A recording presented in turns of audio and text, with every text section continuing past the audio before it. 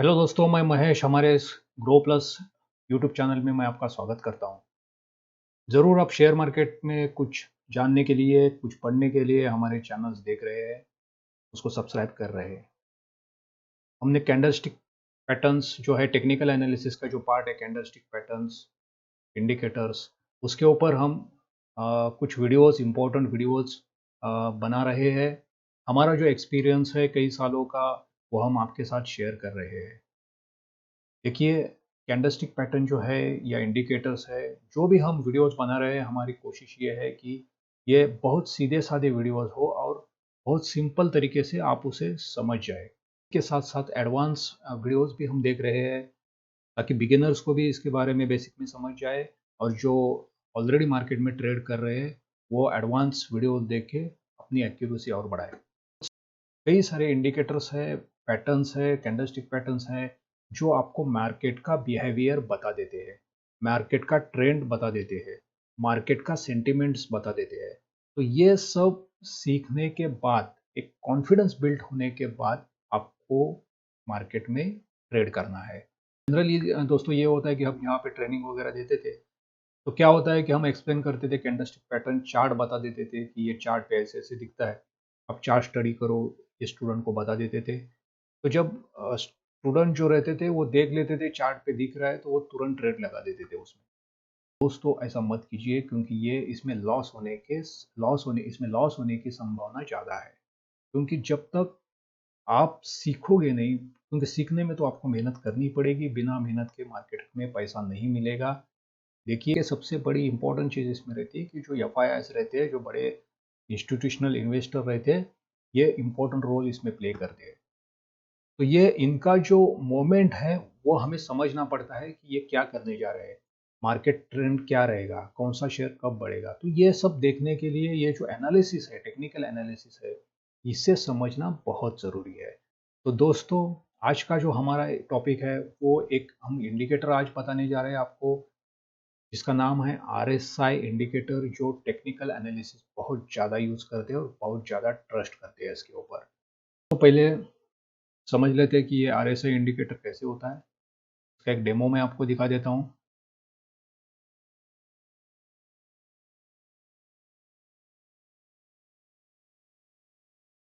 पहले समझ लेते हैं कि ये आरएसआई इंडिकेटर क्या होता है, कैसे होता है। तो चार्ट पे तो मैं आपको बता ही दूंगा, लेकिन चार्ट पे इतना ज़्यादा ही वो विजिबल नहीं होगा, इसलिए मैं एक डेमो के इसमें दिखा रहा हूँ आपको। 0 से लेके 100 तक आरएसआई इंडिकेटर की रेंज रहती है।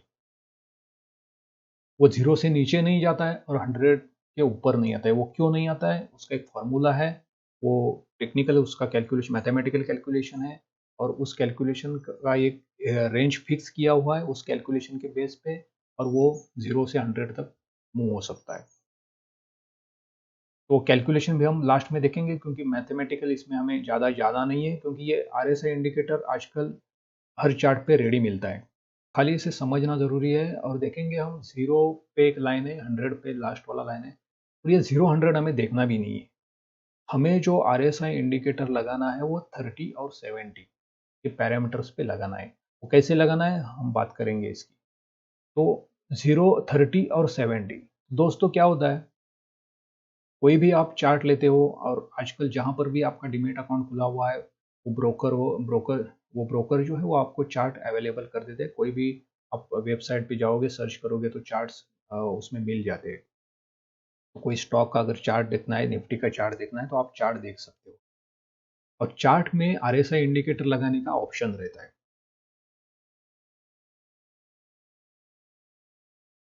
चार्ट में आप सिलेक्ट कर सकते हो कि आपको ऑप्शन रहते हैं वहाँ पे, फील्ड रहती है कि आपको कैसे इंडिकेटर लगाना है, 30-70 लगाना है या 40-60 लगाना है, वो आपके ऊपर चॉइस रहता है। लेकिन जिसने भी आरएसआई इंडिकेटर का शॉट किया है, उसने 30-70 ये इसको स्टैंडर्ड माना हुआ है।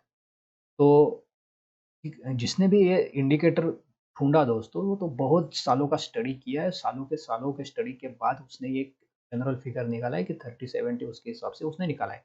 हालांकि आप 60-40 भी अपने हिसाब से, अपने एक्सपीरियंस से उसे सिलेक्ट कर सकते हो और इंडिकेटर पे देख सकते हो। हम जनरली 30-70 यूज़ करते हैं। 3070 क्या होता है दोस्तों? ये मार्केट, ये ग्राफ जो है, ये इंडिकेटर है, ये जो ग्राफ है इसे हम आरएसआई इंडिकेटर बोल रहे हैं। ये जो ग्राफ है ना, ये ग्राफ देखिए यहाँ पे 30 पे टच हुआ यहाँ पे नीचे। तो 30 का मतलब ये होता है कि ये ओवरसोल्ड हो गया। अगर कोई ये स्टॉक है, मान लेते हैं ये रिलायंस का स्टॉक है और ये रिलायंस के स्टॉक में ये अगर इंडिकेटर आपको ऐसा दिख रहा है तो यहाँ पे जो है, यहाँ पे ओवरसोल्ड हो गया। ओवरसोल्ड हो गया मतलब यहाँ पे बाइंग की अपॉर्चुनिटी है, मतलब ये अभी कुछ ज़्यादा ही सेल हो गया है इसमें। तो यहाँ पे ये 30 क्रॉस करते ही या 30 में आपको एक बाइंग अपॉर्चुनिटी मिल जाती है, एक सिग्नल मिल जाता है कि भाई ये अभी ओवरसोल्ड हो गया है, इसे बाइंग कर लो, ये ऊपर जाएगा, इससे ज़्यादा जाने की कोई इससे ज़्यादा नीचे जाने का कोई चांस नहीं है। इसका मतलब ये नहीं होता है कि वो नीचे जाएगा नहीं। ये एक इंडिकेटर है, ये खाली इंडिकेट करता है कि ये ओवरसोल्ड है। इस पे आपके अब हमें ये ओवरसोल्ड है, इसे हम खाली समझते हैं कि ये ओवरसोल्ड हो गया, मतलब देखो एक चीज़ कहीं ज़्यादा अगर सेल हो जाती है तो कहीं पर तो जाके रुकेगी वो। तो वो ये जो रोकने का जो लेवल है ना, वो 30 का लेवल है। ये जो 30 का लेवल है ना, वो बता देती है कि यहाँ पे ये रुक सकता है।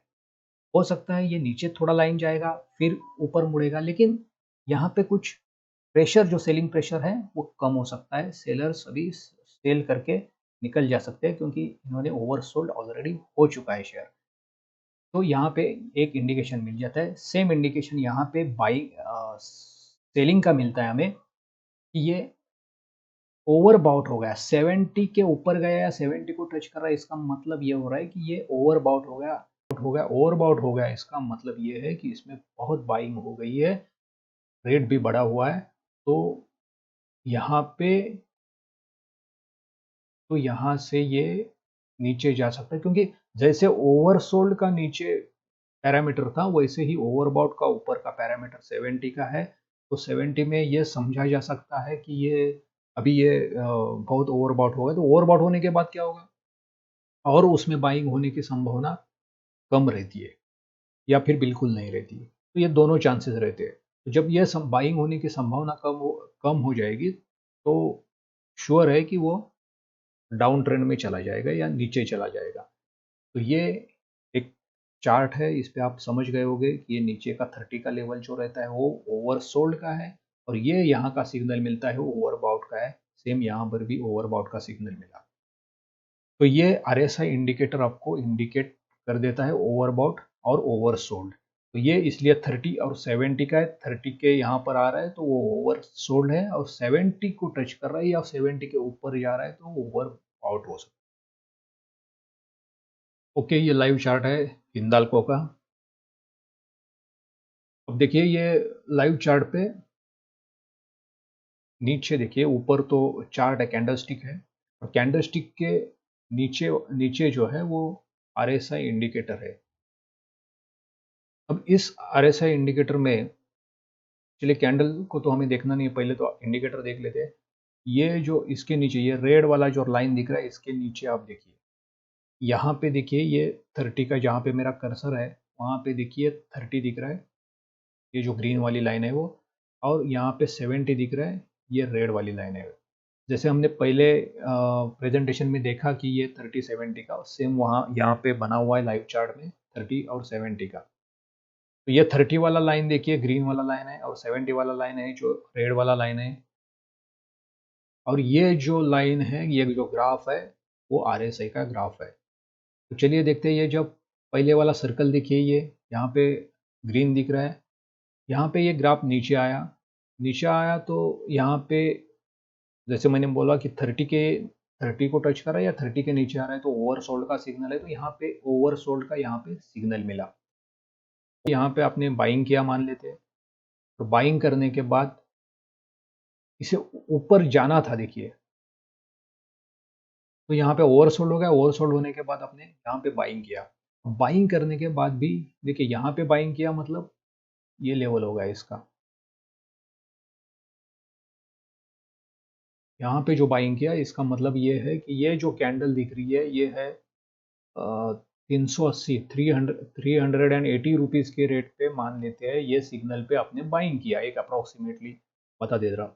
अप्रोक्सीमेटली बता रहा हूँ मैं, थ्री, अगर यहाँ पे आपने बाइंग किया तो ये लगभग 380 में आपने इसको बाइंग किया। अभी 380 में बाइंग करने के बाद ये है मई, यानी 10-15 मई का ये बाइंग है।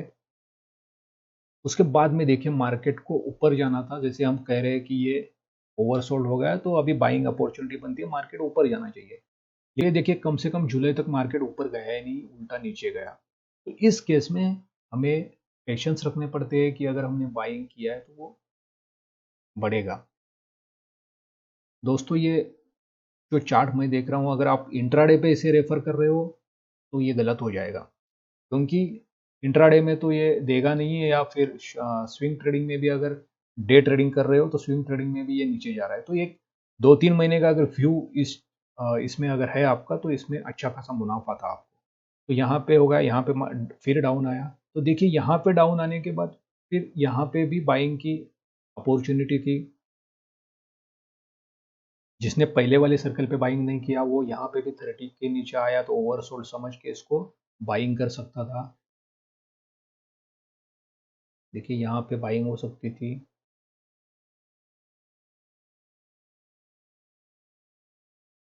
इस कैंडल पे बाइंग हो सकती थी, तो मतलब 320 में ये बाइंग कर सकता था। अब देखिए यहाँ पे जो ओवरसोल्ड का पोजीशन था वहां से वो बाहर निकल गया, और ग्राफ देखिए ऊपर चढ़ते गया, और फिर यहाँ पे देखिए ये सीधा 440 पे गया। तो इसका मतलब आरएसआई इंडिकेटर ने यहाँ पे काम किया।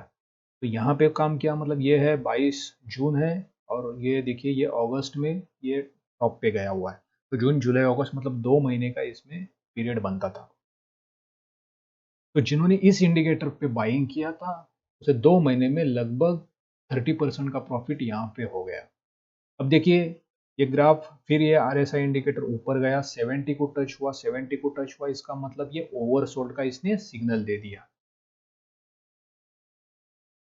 तो देखिए यहाँ पे ओवरसोल्ड का सिग्नल आपको मिला था, यहाँ से आपने बाइंग किया और यहाँ पे जाके प्रॉफिट बुक किया, तो लगभग 30%, 25 to 30% का प्रॉफिट आपको 2 महीने में इसने दे दिया। अब यहाँ पे फिर इसने 70 का लाइन जो है वो ऊपर साइड में यहाँ पे क्रॉस किया, तो यहाँ पे क्या सिग्नल मिला आपको, यहाँ पे सिग्नल मिला ओवरबॉट है, कि अभी ये इसमें बाइंग बहुत बढ़ गई है, तो ये हो सकता है कि ये नीचे जाएगा। तो ये इसमें थोड़ा पेशेंस रखना पड़ता है। हो सकता है कोई कोई चार्ट है जिसमें तुरंत मोमेंटम मिलता है, हो सकता है कोई कोई चार्ट है जिसमें रुकना पड़ता है, पेशेंस रखने पड़ते हैं। तो टाटा मोटर्स का मैं चार्ट देख रहा हूँ, दिखा रहा हूँ आपको। अब यहाँ पे देखिए फर्स्ट वाला सर्कल जो आपको दिख रहा है, अब यहाँ पे देखिए फर्स्ट वाला सर्कल जो आपको आपको दिख रहा है, जिसने सिग्नल दिया था ओवरसोल्ड का, मतलब अभी ओवरसोल्ड हो गया, इसमें आप बाइंग कर सकते हो, इससे ज़्यादा ये नीचे जाएगा नहीं, ये सिग्नल आपको मिला था। तो देखिए यहाँ पे आपको सिग्नल मिला, हो सकता है यहाँ पे आपने बाइंग किया, ऊपर वाले कैंडल, ऊपर वाला जो कैंडल है या उसके बाद वाले कैंडल को कंफर्म करके अगर आपने बाइंग किया, तो ये टाटा मोटर्स का एक रिसेंट चार्ट है। अगर ये आरएसआई इंडिकेटर देख के आप यहाँ पर अगर बाइंग करते हो 385 में, 385 यहाँ पे, तो इसने अच्छा सिग्नल दिया, मतलब जो सिग्नल दिया उस हिसाब से इसने काम किया। फिर देखिए यहाँ पे फिर से दूसरा सर्कल देखिए, दूसरे सिग्नल पे दूसरा जो सर्कल देख रहा है वहाँ पे भी उसने 30 को टच किया। तो 30 को टच किया, इसका मतलब आपको ओवरसोल्ड का सिग्नल मिला, आपको बाइंग करना था, यहाँ पे आपने बाइंग किया ये इस कैंडल पे, तो सीधा देखिए ऊपर तक ये कहाँ तक चला गया। थर्ड वाला देखिए यहाँ पे ऊपर में टच हुआ 70 पे, तो ओवरबाउट का आपको सिग्नल मिला था, कुछ दिन ये सेम लेवल पे रहा, फिर यहाँ से नीचे आ गया। तो कभी कभी क्या होता है इसमें तुरंत मोमेंट मिल जाती है, कभी कभी थोड़ा रुकना पड़ता है। अब आरएसआई इंडिकेटर लगाना कैसे है, खाली आपको अपने चार्ट पे जाना है, चार्ट पे जाके वहाँ पे इंडिकेटर सिलेक्ट करना है, और पैरामीटर्स जो उसके 30-70 है वो सिलेक्ट करना है। कोई कोई 60-40 भी सिलेक्ट करता है, लेकिन हम जनरली 30-70 पे ज़्यादा ट्रस्ट करते हैं। इन शॉर्ट हम समझ लेते हैं कि आरएसआई इंडिकेटर ये जो रहता है वो प्रीवियस 14 डेज का जो ट्रेंड है वो इंडिकेट करता है, स्ट्रेंथ इंडिकेटर करता है, इसे रिलेटिव स्ट्रेंथ इंडेक्स कहा जाता है। 14 डेज का जो स्टॉक का स्ट्रेंथ है वो बता देता है। थोड़ा सा एक शॉर्ट में मैं आपको बता देता हूँ, क्योंकि मैथमेटिकल कैलकुलेशन कॉम्प्लिकेशन में हमें जाना नहीं है, फिर भी एक जस्ट हम थोड़ा सा इसमें बता देते हैं। देखिए ये जो है पहले वाला कॉलम है वो डेज का कॉलम है, दूसरा क्लोजिंग प्राइस है, तीसरा पॉइंट्स गेन पॉइंट्स लॉस। अभी पहले वाला जो कॉलम है, जो लास्ट 14, पहली बात ध्यान से देखिए कि 1 2 3 4 ये 14 डेज का यहाँ पे क्लोजिंग प्राइस लिया हुआ है। फर्स्ट डे का क्लोजिंग प्राइस है 100, सेकेंड डे का 102, तीसरे दिन का 105, और ऐसे ही ये क्लोजिंग प्राइस बढ़ते और घटते गया हुआ है, और उस हिसाब से ये पॉइंट्स गेन और पॉइंट लॉस है। तो पहले दिन मतलब इसके जीरो वाले दिन अगर 99 रुपीज़ था, तो पहले दिन फर्स्ट 100 रुपीज़ था, तो 100 रुपीज़ में 1 पॉइंट गेन हुआ। तो 100 से 102 हुआ दूसरे दिन, तो 2 पॉइंट यहाँ पे गेन हुआ है। 102 से 105 हुआ, 3 पॉइंट गेन हुआ। अब देखिए यहाँ पे 107 था, 107 105 से 107 हुआ तो 2 पॉइंट गेन हुआ। 107 से फिर 103 हुआ, तो यहाँ पे मतलब कम हुआ क्लोजिंग प्राइस, तो यहाँ पे गेन नहीं है, मतलब प्रॉफिट नहीं है उसमें, लॉस्ट हुआ है। 4 पॉइंट कम हो गए, मतलब पहले दिन से 107 था 103 हुआ, तो 4 पॉइंट कम हो गए, तो ये लॉस्ट पॉइंट में आ गए। तो ऐसे ही इसमें पॉइंट्स गेन है 14 दिन के और पॉइंट लॉस्ट है। अब इसमें अब इसमें दोस्तों ये होता है कि ये 29 पॉइंट जो है points gain, total points gain है, टोटल पॉइंट लॉस है। तो ये 29 और इसका रेशो निकाला जाता है, और फिर रेशो को फॉर्मूला में रख के वो फिगर जो आती है 70 80 70.5 जो भी आती है, या 30 20 जो RSI की फिगर आती है, वो ऐसी डिराइव की जाती है। तो ये जस्ट मैं आपको बता रहा हूँ कि ये स्ट्रेंथ बताता है क्लोजिंग प्राइस का, प्रीवियस क्लोजिंग प्राइस का स्ट्रेंथ क्या है, तो उस हिसाब से मालूम पड़ता है। अगर ये मैक्सिमम स्ट्रेंथ है, मैक्सिमम बढ़ते गया है, तो इसका मतलब बाइंग ज़्यादा हो रही है, कम होते गया तो सेलिंग ज़्यादा हो रही है। तो उसी हिसाब से जो इंडिकेटर 30 और 70 है, तो अगर नीचे की तरफ आता है तो ओवरसोल्ड हो रहा है, और ऊपर की तरफ जाता है तो ओवरबॉट हो रहा है। यहाँ पे ये पॉइंट्स कैलकुलेट, और वो फॉर्मूला रहता है RSI का, उस फॉर्मूला में हम ये फिगर डाल देते हैं और उस हिसाब से उसका कैलकुलेशन होता है। वो जो फिगर आती है वो उस हिसाब से वो जो ग्राफ है वो मोमेंट करते रहता है 70 और 30 के बीच में। तो देखिए हमने RSI टॉपिक को मैक्सिमम यहाँ पे कवर किया हुआ है। RSI को आप समझ ही गए होंगे। ये इंडिकेटर सबसे ज़्यादा यूज़ होता है एक कंफर्मेशन के लिए। मुझे आशा है कि आप RSI इंडिकेटर को पूरी तरह से समझे होंगे, लेकिन एक बात ध्यान रखनी है कि कोई भी एक इंडिकेटर या एक पैटर्न पे ट्रेड नहीं करते। मार्केट कैसा है, मार्केट क्या सिग्नल दे रहा है, इसके लिए अलग अलग पैटर्न्स उसके साथ जोड़ के, अलग अलग इंडिकेटर उसके साथ जोड़ के एक कंफर्मेशन आ जाता है। उसके बाद उसमें ट्रेडिंग करके अच्छा प्रॉफिट कमाया जा सकता है। तो दोस्तों, देखते रहिए, हमारे अलग अलग वीडियोस है, अलग अलग कैंडलस्टिक पैटर्न के ऊपर है, अलग अलग इंडिकेटर्स के ऊपर है, मार्केट के ऊपर है, तो वो वीडियोस जरूर देखते रहिए। Thank you. Thank you.